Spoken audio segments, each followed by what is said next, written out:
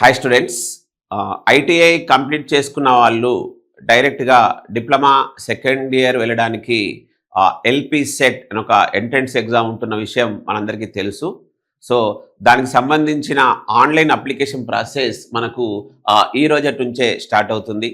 So ఐటీఐలో ఏ branch చేసినా సరే మనకు ఒక్కొక్క బ్రాంచ్కి ఒక్కొక్క స్పెషలైజేషన్ డిప్లొమా లాగా ఉంటుంది. ఇప్పుడు ఎలక్ట్రీషియన్ చేసిన వాళ్ళు డిప్లొమా ఎలక్ట్రికల్, ఎలక్ట్రానిక్ చేసిన వాళ్ళు డిప్లొమా ఇన్ ఎలక్ట్రానిక్స్, అలా ఫిట్టర్, ఆటోమొబైల్, రకరకాల బ్రాంచెస్ ఐటీఐ చేసిన వాళ్ళందరికీ డిప్లొమాలో ఒక డైరెక్ట్గా సెకండ్ ఇయర్ పోవడానికి ఈ ఎంట్రన్స్ ఎగ్జామ్ యూస్ఫుల్ అవుతుంది.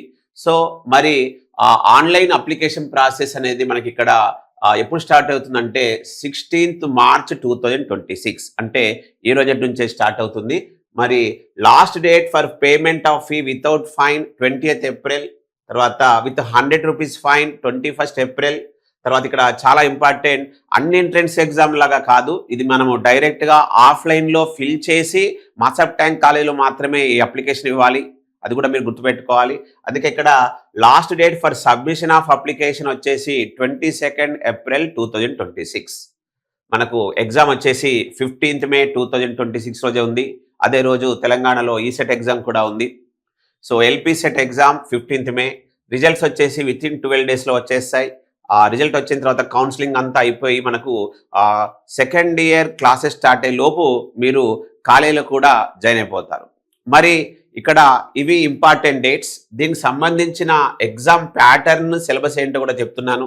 120 మార్క్స్ ఎగ్జామ్, 120 మార్క్స్ ఉంటుంది, 2 hours ఉంటుంది.